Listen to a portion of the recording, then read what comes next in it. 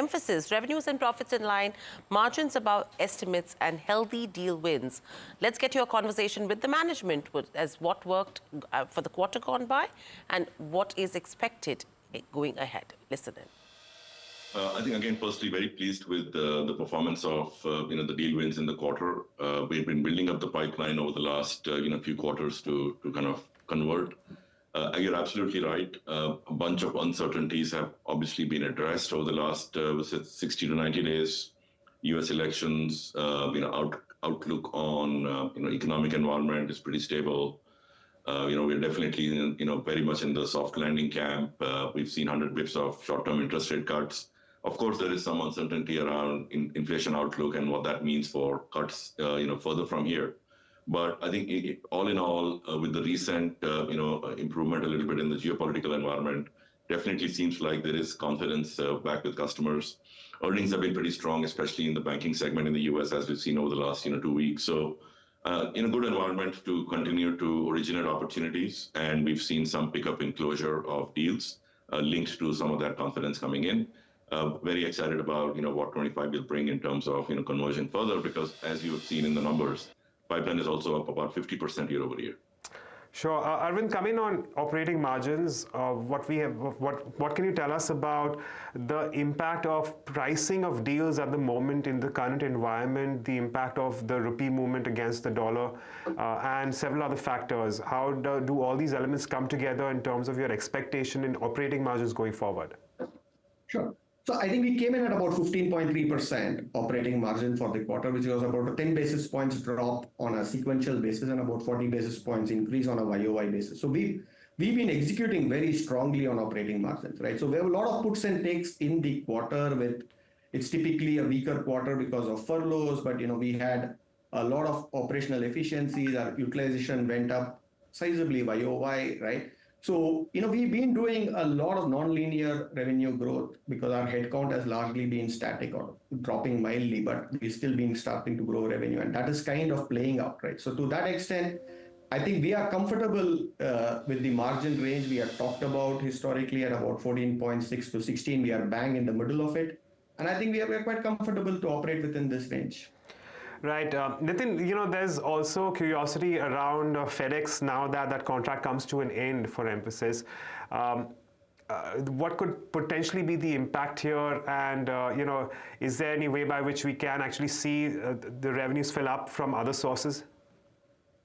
Yeah, I think it's probably not appropriate to kind of pick an individual customer conversation around, the earnings around event. So what I'll say is, if you look at the overall performance, if you look at the earnings commentary, the outlook, I think it's kind of comprehensive view of where the business is headed. And we'll continue to execute as best as we can across all verticals, all customer segments. But is there a possibility to have them back on board soon?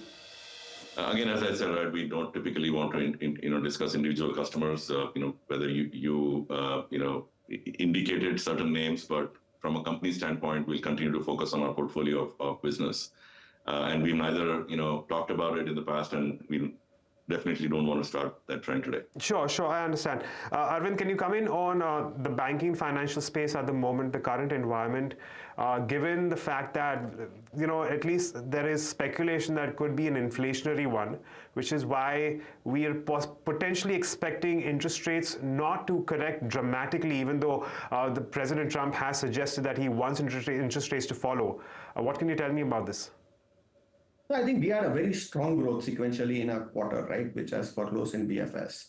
I think we were probably the first to call out the bottoming and stabilization of the BFS space. And I think our performance has been very consistent with our commentary. I think we've been seeing pickup in incremental spends. A couple of the large deals that we announced in the quarter were BFS. So I think we are seeing momentum.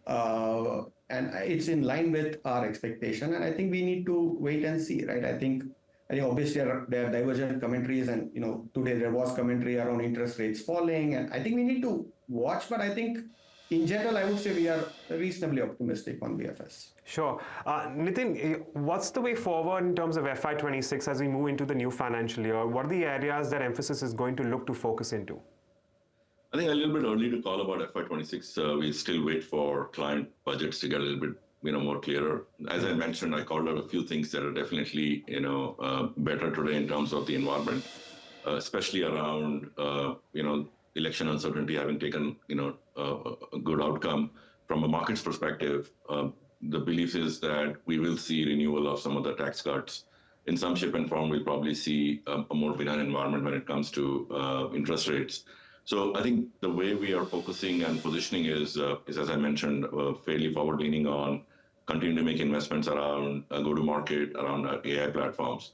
And I think the themes that will continue to play out will really be around a combination of efficiency using AI combined with the ability to drive transformation using AI as well. So very focused on those themes. We'll continue to drive opportunities.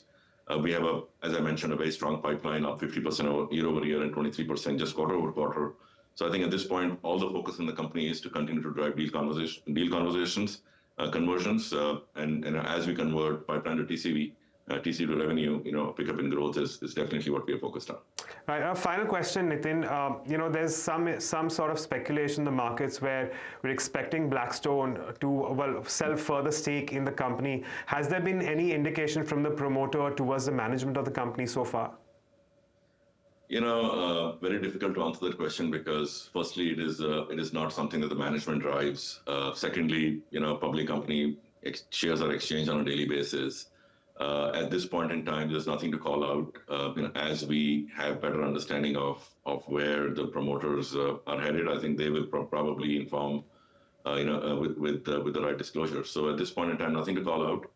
We are focused on executing our business, driving, as I mentioned, value to our customers, and we'll continue to do that.